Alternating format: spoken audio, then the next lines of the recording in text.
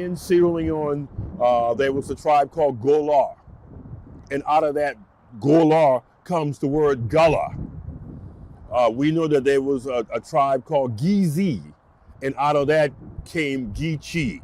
4 centuries later, Gullah Geechee people are still in that mode and in that manner to demonstrate to the world that they are relevant, that they are knowledgeable, and that they have an understanding of where they are. Gullah Geechee is a gem. The people are a gem. We've moved from the coast all the way up. You will find Gullah Geechee people across the country. I'm Gullah Geechee. I am living the lifestyle of my ancestry deliberately. Gullah Geechee culture has been around longer than I've been here. It will be here long after I'm gone. I'm an American of African descent. That's what I am. We Gullah Geechee down to the socks. Our coastal community is distinctive to our lifestyle, our region, our art forms, our language, the religion that we choose, all is part of our distinctive, deliberate way of living. To understand, without the African presence, there's no South Carolina.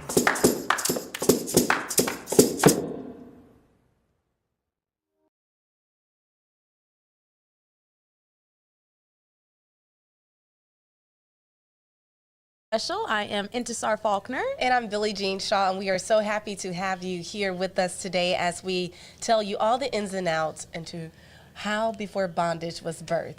Let me just say, Billie Jean, 3 years of the Black History Month special. It has been a pleasure to work with you again, my sister, my friend, because this was one of the projects, I think, out of the 3 that truly was not only just challenging, but it was one of the most eye-opening, I think, that we have done thus far. Yes, first of all, kudos to us. Yes, we did that in our amazing team. We had a lot of people working behind the scenes to bring this project to light, and we are so thankful for all the hard work from each and every person that you guys did not see behind the scenes, including all of the interviewees as well, them giving their time to us, lending their time, the people that helped set those interviews up. It was so much that went into this project, and we can breathe now. Yes. It's over. Well, actually, I will argue that this is just the beginning, Intisar, because we've seen your feedback. We have not gotten a chance to go through all of it, but it's such an overwhelming feeling, one of joy, to see all of the great comments.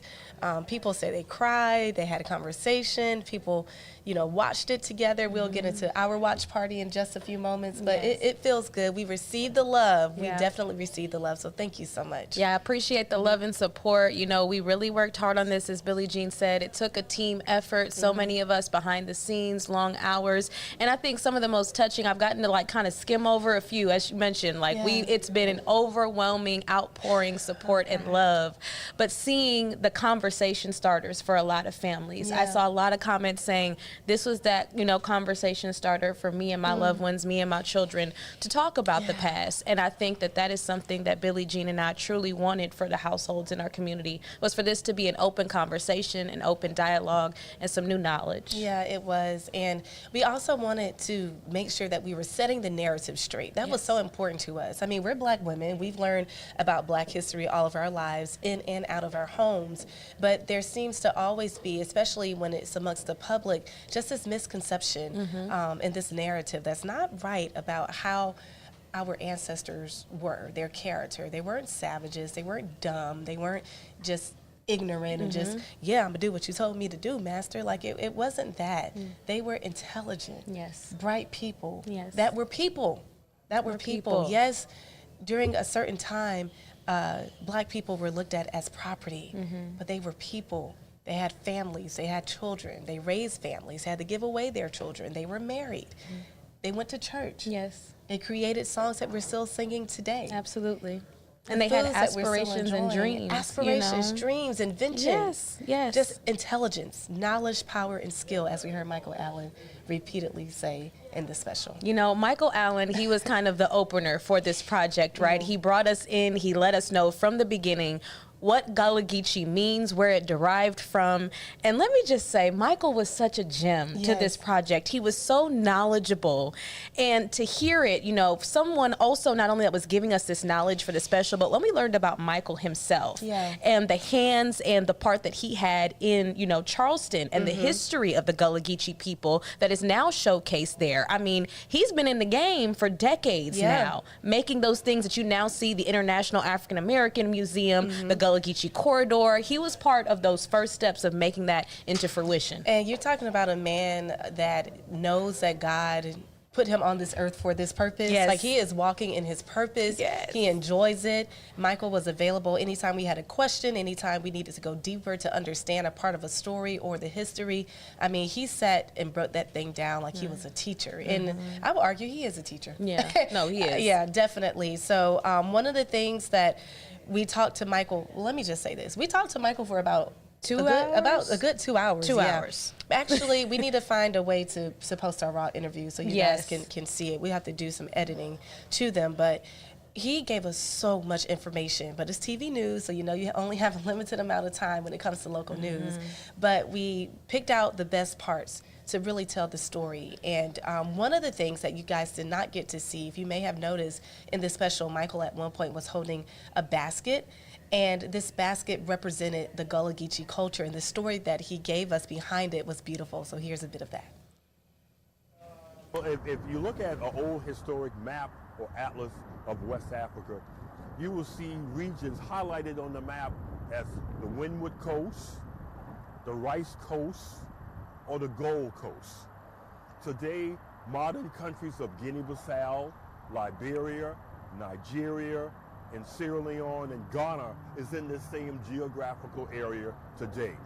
It was in this Senegal-Gambia region that enslaved Africans that mainly ended up here in the Low Country came from. In fact, this basket that I'm holding here today is a manifestation of the hands of women from 2 continents.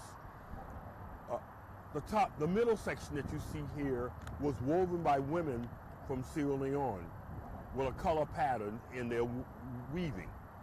The top here and the base was woven by a woman from here in Mount Pleasant. And so here I have in my hand 4 centuries of history that has been woven together by women from 2 continents. That's a transfer of knowledge, skill, ability, and technology that women from both sides of the Atlantic could work together and weave my basket that I hold in my hand that represents Gullah culture, that represents life, that represents culture, and represents community. Oh, I love that story. And, you know, the basket in itself is something that is so beautiful. But I think what I really took from when Michael shared that story with us was that after we spoke with him, understanding everything that they tried to take away, strip away, make sure that you didn't have access to, different cultures still found a way to literally weave together and find those ways that either if it was in communication, if it was in resistance, whatever it may be, and seeing that those cultures were able to still combine once they got to the shores of America, I think was really beautiful. And I love that it was manifested in the basket. Absolutely. And you had one part that was from a lady in Sierra Leone. Another one was from a woman in Mount Pleasant. And that just goes to show you that the history is still here. And that's what's beautiful about the Gullah Geechee culture, is that those moments are still present in everyday life. It could have been hundreds and hundreds of years ago that these things were instilled and brought here and shared, and has now become a part of everyday life. But the origin of it was birthed out of knowledge but hurt at the same time. And I just think about what it would be like to push through those moments.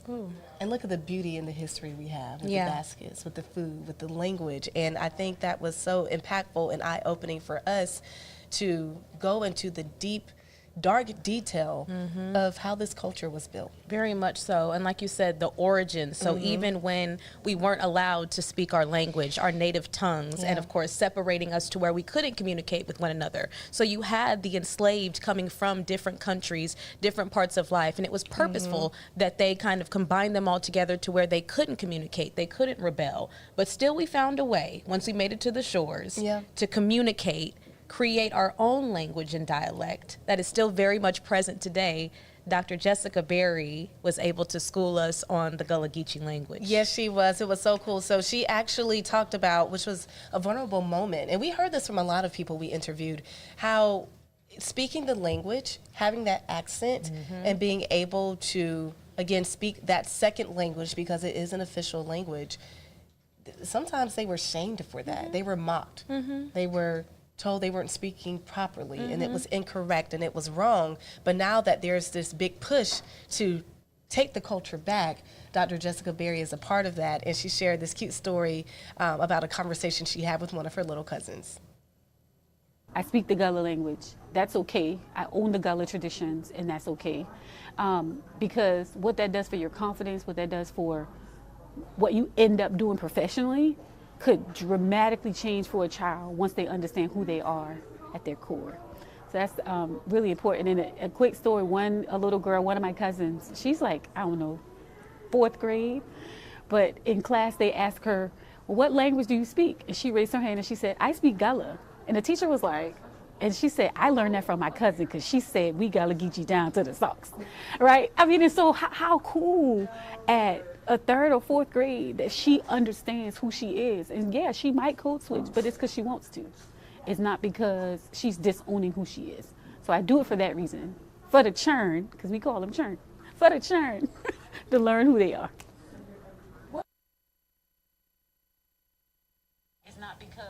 Wow, so we are appreciative of Dr. Berry's just frankness and just her character. She was smiling a lot, very happy and proud to talk about the culture. But I agree with her. How cool is that? Absolutely. To be proud at that young age and know that even as a child, or the churn, as Dr. Berry said, because that's what we call them in the Low Country, the churn, that this is who I am, this is my culture, and I'm bilingual, and I'm cool with that. Yeah, and I'm cool with that. And I think what a moment for her, you know, as a family member, because she had also shared with us how she was shamed in school. Yeah. When she went to high school, it was a completely different dynamic. She was one of the few black students in her class, and it was very much like, this is how we're used to talking, and now all of a sudden I'm an outsider, and I'm being called out for, you know, my accent or what I'm speaking. So I'm sure for her to have a young family member come down and say like, oh no, I'm letting everybody know I am Gullah Geechee down to the socks. I am proud of it. I love that for her. And I love that the message that she's sharing, even with her Okra Soup Foundation, going through and just kind of looking back at the work that Dr. Jessica Berry is doing, is so beautiful to be able to enrich the language, but also just the practices of the culture through the community. So shout out to her. And inspiring others while doing it. I really love that. So Dr. Berry was phenomenal. Make sure you get a copy of her book, the Little Gullah Geechee book. Yes. She said it's a guide for the come here. So if you are not a Binya, which means that you were born and raised, you're a native of the Charleston area, then you're a come here. And the come here, she has a guide for you to know what the do's and don'ts. The do's and don'ts of the culture. Do's and don'ts. And very much knowing that the Gullah Geechee people aren't what you think. I love when she pointed that out too. Like, people think that because we are a native culture and heritage that we are still dressing like we're in the 1900s. Yeah, and but that our we are hair is wrapping. I love when she pointed that out. With our feet in the dirt. No. Like, she's like, no. She said we're regular black people. We're regular black people. I was like, oh my gosh, thank you for saying that, because she also talked about how people think that this culture is performative. Do your little dance.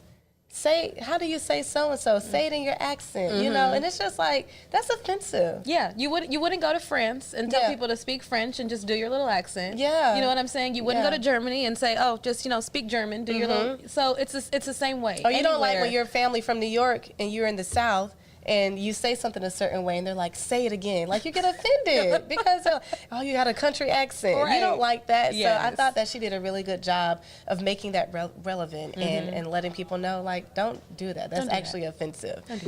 We also had another good conversation with Corey Austin. A lot of people enjoyed the Sweetgrass Basket segment as well. Yeah, I think my biggest takeaway from it, we learned, of course, you know, Corey, he is a veteran sweetgrass basket maker. He's been doing this for decades, passed it on through his family generation to generation. He has 2 beautiful daughters that are continuing that legacy. I was just so amused and taken aback by how he was, you know, like the whole Pat doing this at the same time. He's talking to us, giving us all these great, you know, gems for talking about the history of sweetgrass baskets, and he's just a-going.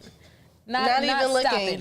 One time. I mean, the artistry, the craftsmanship that goes into that was very great to see in real time. Yes, absolutely. And before we go to Corey, we just want to welcome everyone that is watching with us this afternoon. Thank you so much. We see that we have a growing audience here on our Facebook Live, and we want you to know that this is a conversation. So if you're just joining us for Before Bondage, our live Q&A, Intisar and I are happy to answer any of your questions. We're actually already getting a question from Tessa Richburg. And Tessa, I saw you comment this, and hopefully you're able to see this. Tessa is asking, what was the name of the young man that gave the history of the food? That was KJ Kearney. KJ Kearney. Yes, he was awesome. Tessa, thank you so much for asking. KJ is amazing. You can follow him on Facebook and Instagram. He also has that platform, Black Food Fridays. We're going to get to him in just a few moments, but we want you to know that if you're just coming into the live, please join the conversation. Anything you want to know about Before Bondage, we would love to hear from you. But right now we're going to hear from Corey Austin, who's talking about a big project that he's working on that will be on display come February 19th. Getting something like that done, right about 11 hours in that piece right there. That's not harvesting, drying. That's just sitting down, weaving it, starting in the center of every piece. As I spoke about earlier, we start in the center and then we build around the center. About 11 hours. The most time-consuming piece, I've been blessed to be commissioned by the South Carolina State Museum. I'm under a 1-year commission, and that's going to be the biggest basket within the past 100 years. I'll have that finished and on display as of February 19th in Columbia, South Carolina. That'll live at the South Carolina State Museum. It's going to be bigger than most people have ever seen. That's going to be something to see. Yeah. All right, Corey said it's going to be something that y'all have never seen before, that most people haven't seen, that big basket that he's making, the biggest in the state, or I think even maybe in the country. It might be one of the biggest. You know, Corey had so many beautiful pieces on display. So if you are making those, you know, trips to Charleston, I know the spring break is going to be coming up, planning for those family trips. Make sure you stop by and see Corey purchase one of his beautiful baskets. But I mean, he's been doing this for decades, as we said, Billie Jean. He said he was working tirelessly. I mean, months and months and months on end. So it's going to be at the South Carolina State Museum. Make sure that you check it out. That's going to be at the end of this month, February 19th. February 19th. Okay. That's going to be so cool. And one of the things that I loved about Corey's segment is how he spoke about this used to be something that men did, sweetgrass baskets. I think that when most people think about going to Charleston and seeing the basket weavers, they're women. And yes, women did eventually take over the skill at some point, but Corey taught us that this was something that the men did. It was mostly ran by men, so I thought that was very interesting. And to know that those baskets are woven so tight, they can hold water. They're woven so tight that they were used as tools to cultivate rice, which we learned. A lot of people think that the ancestors and the Africans, they only picked cotton. When people associate Africans with slavery, they were like, oh, they were in the cotton fields. But really the king of everything was rice in the Low Country. Carolina gold was where it was at. And, you know, as you mentioned, I mean, it takes a certain level of craftsmanship and artistry because not only were you, think about that, you're building the tool that you need to use to labor tirelessly. Yeah. You know, that's a different mental type of understanding. Not only do you had to build the computer and work on it. Right. You know, right. So it's like for them to have, as you said, that certain level of patience, of understanding in a way, mentally having to know that I am doing something that is a thing of beauty, is art in itself, but I'm using it to labor, and in that labor, I'm being mistreated. Yeah, it's horrible, horrible. And to see those images, and to learn that they had to manipulate the levees with their skill. You know, now you got to think about it's 2026. There are machines that can plow land and get rid of the water, add the water, all of those things that it needs in order to grow said crop. But they were doing that back then just based off of knowledge. And as Michael mentioned to us, the topography, they were like, okay, we're not home. This looks similar. So let's see how we're going to work this as if we were home. That's a different type of intelligence. It right is. there. It's a different type of intelligence. Yeah. Really great. What were some moments that stuck out for you during the special? You know, I think I would be biased to say the whole special was Yes. just, it was so informative and it was great. But Yeah. I will say that, you know, hearing about the origins of some of the things that we as a country have very much understood, we have as part of some of our traditions. You know, Billie Jean, we're celebrating 250 years of America this year. I know the whole country has been on standby for this big birthday that we're celebrating. But there are a lot of things that we might not know in our traditions as a country that were rooted from a slave ship, that were rooted from the enslaved. Yeah. Anne Caldwell, she was a big part. Oh, she was so sweet, Miss Oh, Ann. Miss Ann. Miss Ann from the Magnolia Singers. Oh, loved Miss Ann. Yeah. And you know, all that she gave, the insight that she gave on the religion, you know, the faith aspect, but also the songs, the spirituals. They had so much more meaning. Oh my gosh. Yeah, she talked about, sometimes I feel like a motherless child, wade in the water. One of the cuts you may have not seen in the special, Swing Low, Sweet Chariot. Yes. You know, Coming for the Carry Me Home. I mean, think about all those songs that you grew up singing in church or on chorus. They all have meaning. But the one that I think may resonate with everyone the most, no matter what denomination, what culture you're in, is the song Amazing Grace. And I think I remember during our watch party when she said this part, people gasped. They were like, What? oh my gosh, what? And if you missed that, take a listen.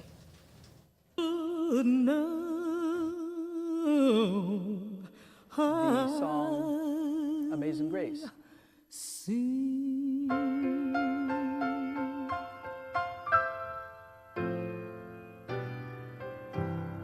Was great. The melody was given credit to Unknown. And the only place he could have heard the melody for Amazing Grace was on a slave ship. And grace When they were moaning and groaning.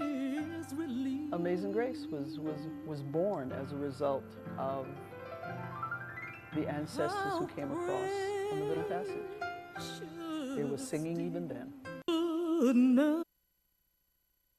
No, when you talk about unfiltered, unapologetic, that is Miss Ann Caldwell. Yes. I absolutely loved when it was really like that auntie moment for us, I feel, during this project where she was very much so, how matter of fact do you want me to be? And she very much gave that to us. She was so good. I Yes. appreciated her and her insight on these songs, especially growing up in the church and not too far from the Low Country, singing those songs for worship. You just don't know what the meaning truly is. And it's hurtful too.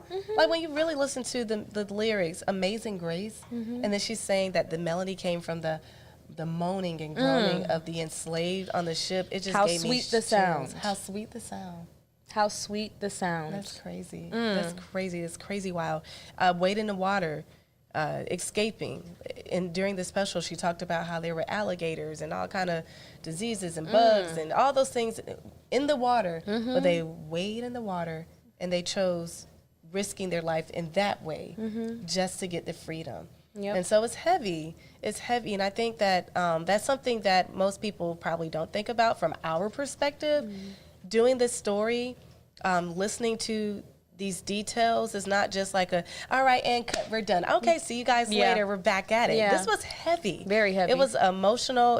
And we appreciate those who checked on us during this special, all of our friends and family checking in with us, because it was difficult to do those interviews and then just move on. Yeah. I mean, you had to really sit with that information. You really do have to sit with it, and I think Billie Jean, I think all of our interviewees attested to the acknowledgement. So it's like to get these stories and the understanding of each part of this culture and what it was birthed from, And then knowing now in 2026, Dr. Jessica Berry still saying we're fighting for children that know Gullah Geechee to be bilingual. Yeah. You know, to where it's like the richness in these stories and the fruition of what it had today. And not put them in decades later. special education classes because they sound different. Because they sound different. Yeah. You know, it's just moments like that too, to where it's a hurt of like knowing, but then also a hurt of like, and we're still not acknowledging this? Yeah. How? Yeah. How? Who? Systemic Yeah. issues for sure. Yeah. But that was definitely a moment. We thank Miss Ann for that. Ann Caldwell and the Magnolia Singers. And I don't know if you guys noticed, but they provided us the soundtrack throughout the special as well. So they're active on Facebook. Their group is. If you have a moment, go like their page, stay in touch with them. They do perform all over the state.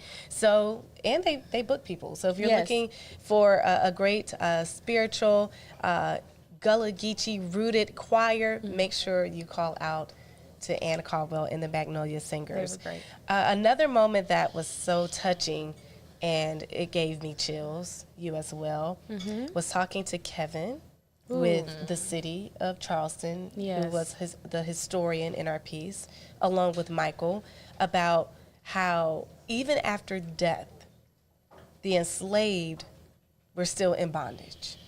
Even after what is supposed to be a freeing transition, they still were mistreated and in bondage. So You're just saying that a freeing transition. it's supposed to be free. Yes. It's supposed to be going free. to glory, and going that to glory, is going back home to sweet Jesus, and your body is still being Sold. treated as property. sold, being used. I Yeah. mean, yeah. So that was eye opening. But if you missed that part, take a listen to Kevin. No one is unsellable. There's a physician on Queen Street in the 1850s who advertised that they would purchase cadavers. It was entirely legal, protected by law, not just by state law, but also by federal law. So if someone didn't sell at an auction and they die at the warehouse waiting, their body could be sold. It's about subjugation. It's about erasure. How can you dehumanize an individual to the point that they don't see the value, their worth, and then that also begins to affect them psychologically.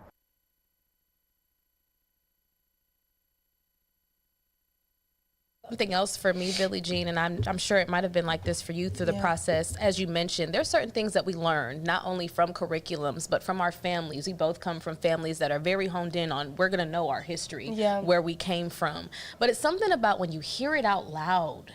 When you hear it out loud, someone saying, anything was sellable. Your cadaver, your body, it could be used for something. Children were sold like puppies. To hear it out loud. The elderly. You can be 83, and if you can sell, they were going to sell you. That was horrible. It was horrible. Yeah. It was horrible. I appreciate Kevin. You know, I mean, he did so great with walking us through the old provost and dungeon there in Charleston. Is where he is the operations manager at. So if you're in Charleston, make sure you see him. Go get that history from the Old Slave Mart Museum. All of those buildings are very much what they were during the 1700s. None of that has changed. So that old slave mart that's now made into a museum, it is very much what he discussed as far as the mart that was there. Yeah, Kevin was amazing, and we appreciate him. He spent so much time with us. He was very patient. He made sure we had every picture and every piece of detail that we needed. So he was another great interviewee and another great person. And I think at the end of that segment, when it was about Michael saying it was about dehumanizing and subjugation is what he said, and dehumanizing that person,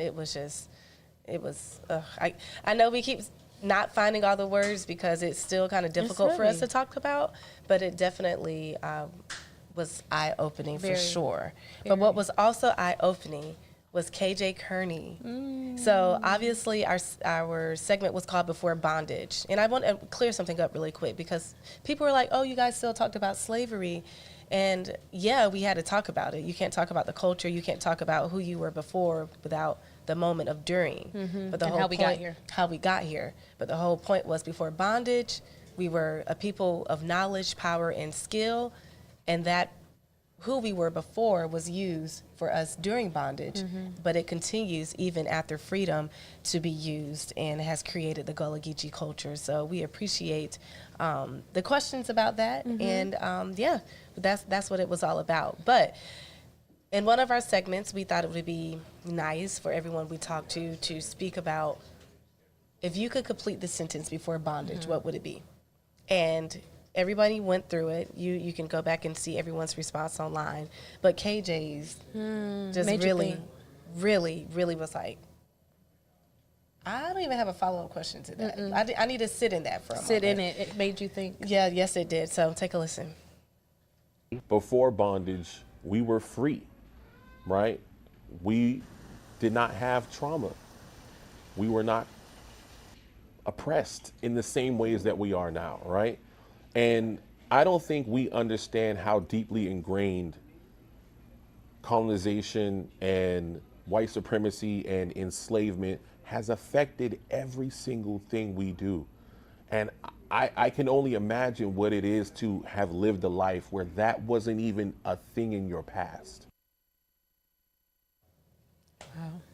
You know, after KJ made that statement of, I couldn't imagine a life to where I didn't know said trauma. I didn't know what it was like to be oppressed in this way.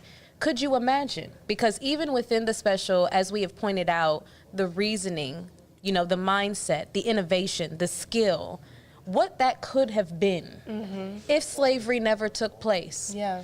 If those captures never took place, what could have thrived in Africa today in 2026? And let me just be very clear, Africa is still much thriving. Yes, it is. Okay, but despite whatever images y'all see. Despite whatever images, very much a thriving continent.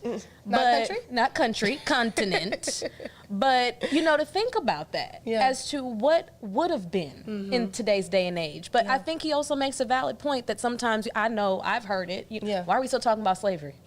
Why are we bringing it up? That ain't have nothing to do with me. Yeah. Why are we talking about it? Well, it's very much valid. In today's day and age, as we celebrate 250 years of America, it is very much part of the story of Black people in this country. Yeah, and I think Ms. Ann said it so plainly that, quite frankly, everybody wasn't free 250 years ago. And so, doing the stories about America's birthday, for some, comes with a reminder that that celebration wouldn't have been for you. And so that's why it was so important to do this piece, to spark these conversations, to let people know that we can't erase history.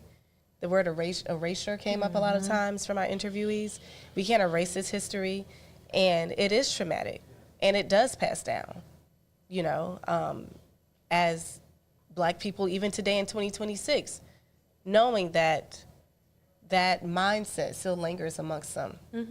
And I think that, I don't want to speak for all of our people, but if not all, but most have experienced that at some point in their lives or continue to experience it. So it is definitely something that KJ said so beautifully. I've never heard it said that way, but it was very relatable.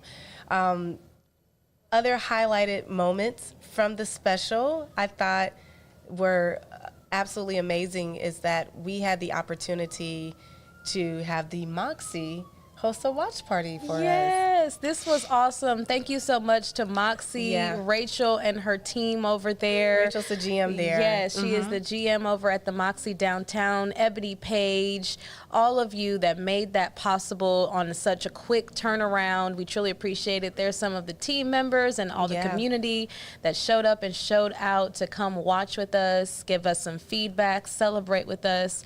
And that was something that was really special too, that I felt, Billie Jean, of people in the community. It was, I think, especially being year 3, I had a lot of feedback. I'm sure you did, of like, can't wait to see it. They don't even know what we're doing. They don't even know if we're doing posted, one. Do you remember, like, back in January, we just posted a video, like, Intisar and I are, working late hours, working on something special, and then it went wild. It was like, okay, y'all, we could have been up here talking about we're working on a new handshake. Y'all wouldn't have known.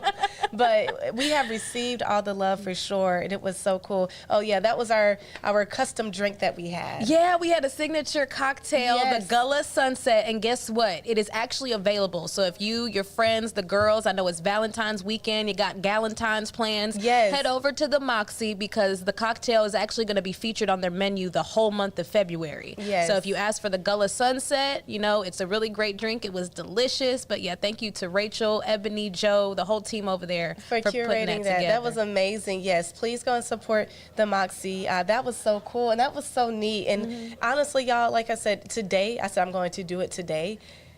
The love that we have received for this means, you know, some people are like, you guys are going to win an award. That would be nice, don't get me wrong, but the response that we got from the community means so much. Yeah. And we're so happy that our intention for it to be received in a way was received just like that. And that was so good. Even to the point where they were showing this in schools. Yes. Shout out to Timmerman. Timmerman. Look at that. This is so neat. This is the class watching it. It was a class project at Timmerman, and a teacher there emailed us these pictures. She had her classroom watching it. Yeah, this I think was, as you mentioned, Billie Jean, the part of it for us is community. We do this project not only, you know, to set that narrative straight as we did with this piece, but to give the community something that they can use, a tool that they can use that could be beneficial to those next generations. So seeing all those comments, like I said, the ones I got choked up on were when they said, this was the conversation for my family to talk about slavery, to talk about the past. We use this night as that conversation starter. I saw feedback saying, you know, my young daughter, my young son, they shed tears after watching the parts of talking about children being sold, getting scared. Hey, mama, daddy, is that happening to you? And having that opening dialogue with your kids, because let's be frank about it. That is a conversation about slavery, about the misjustice, about the injustice and oppression that majority of black families have to have with their children. Yeah, and so to know that this piece was used as a conversation starter, it means a lot, and we don't take it lightly. What got me into Intisar were the comments from the people that are of the Gullah Geechee culture, and said, after watching this, I can let go of my shame. After watching this, all the years that I was picked on. I mean, someone who served our country in the military recounted stories about how, while he was in service, how people picked on him because of the way he sounded. And he tried hard for years to disguise that. And it's just like, that means so much to us. We just got a comment from Miss Kim Taylor Warren. She says, thank you, ladies, and everyone that contributed to this very powerful special. Keep up the outstanding work. Thank you so much, Miss Kim. Thank you. We appreciate it. Thank you. Yeah, we really do. We really do. But yeah, that was great.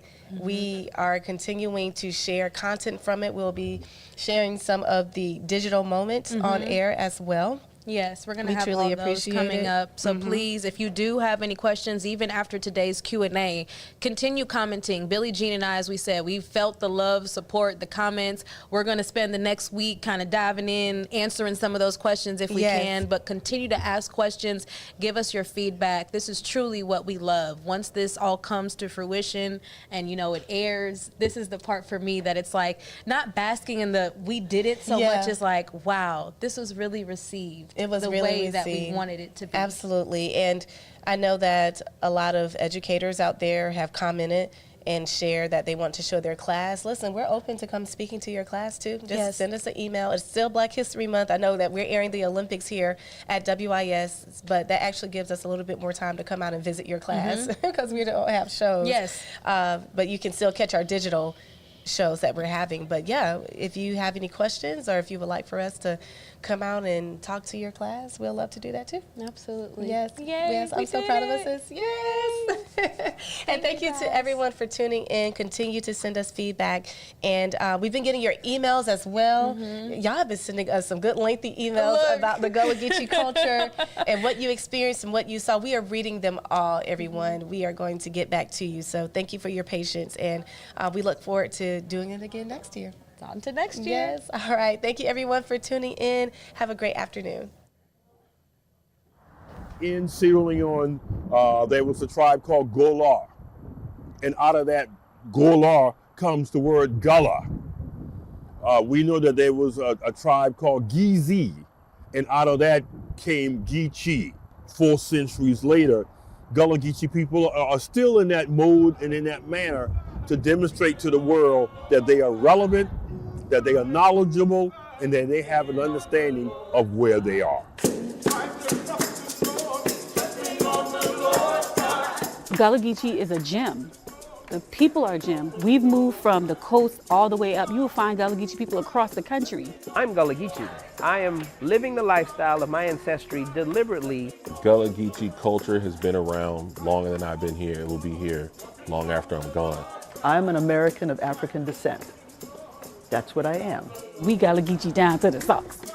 Our coastal community is distinctive to our lifestyle, our region, our art forms, our language, the religion that we choose. All is part of our distinctive, deliberate way of living. To understand, without the African presence, there's no South Carolina.